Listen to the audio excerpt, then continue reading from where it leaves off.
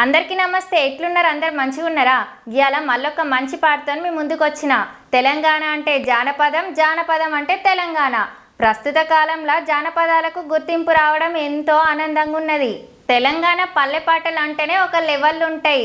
చాలా రోజుల తర్వాత స్వచ్ఛమైన జానపదం చాలా బాగున్నది. వింటుంటే ఇంకా వినాలనిపిస్తుంది. గదేం పాట అనుకుంటుర్రా? తంగేడు పువ్వుల్లో తెలియదే జాను, తొలి చూపుల్లో నీకు నేనేమైతాను.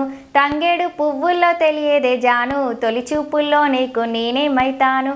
నువ్వంటే బమలాయే, గుండెల్లో గుబులాయే, పెద్దోళ్ళ మాటాయే, మనవు ముచ్చటాయే.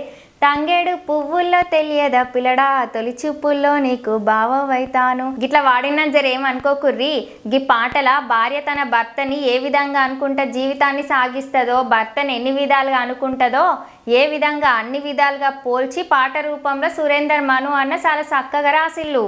అంతే చక్కగా బొడ్డు దిలీప్ అన్న, లావణ్యక్క వాడిల్లు. బాలు, చైత్ర గారు వాడితే మనసుకు ఎంత ఆనందంగా హాయిగా ఉంటుందో, దిలీప్ అన్న, లావణ్యక్క వీళ్ళిద్దరు కలిసి పాట పాడితే కూడా గట్లనే ఉంటాయి. వీళ్ళిద్దరు కలిసి పాడిన పాటలు అన్నీ చాలా బాగుంటాయి. పచ్చని ప్రకృతిలో రంగురంగులతో అల్లుకున్న పూలిచ్చే ఆనందాన్ని మీ పాటలో బంధాలను అందంగా అల్లి మనసుని ఈ పాటకి బందీలం చేస్తాళ్ళు. బావమర్దల బంధం ఒక అందమైన అద్భుతం. అందమైన పదాలతో మరింత మెరుగుపెట్టిల్లు. బావమర్దల శిల్పి పనులు చాలా చక్కగా వివరించిల్లు. ముత్యాల మురిపాల జానకి, నా ప్రాణమంతా నీవేనమ్మ జానకి, అల్లిన జడవోలే అతికినట్టుగా ఉన్న పదాలు. శ్రియా అక్క ఇంకా సురేందర్ అన్న మస్త్ అంటే మస్త్ యాక్టింగ్ చేసిల్లు. పాట రాయడమే కాకుండా డైరెక్షన్ చేసింది, పైసలు ఖర్చు పెట్టి మన ముందుకు గింత మంచి పాటను తీసుకొచ్చింది కూడా సురేందర్ అన్ననే. ఈ పాట త్రిశూల్ వీణా అనే యూట్యూబ్ ఛానల్లో నెల రోజుల క్రితం రిలీజ్ అయింది.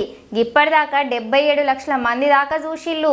మీలో కూడా ఎవరన్నా ఈ పాటను ఇంకా చూడకపోయి ఉంటే మీరు కూడా త్రిశూల్ వీణా అనే యూట్యూబ్ ఛానల్కి పోయి చూడుర్రి.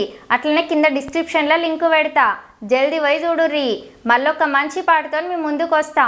పాట చూసినాక అభిప్రాయాన్ని, అట్లనే నెక్స్ట్ ఏం పాట రివ్యూ కావన్నా కూడా కమెంట్ పెట్టుర్రి. శ్రీజక్క ఛానల్ని సబ్స్క్రైబ్ చేసి గంట సింబల్ నొక్కుల్లి. ఇక ఉంటా మళ్ళా.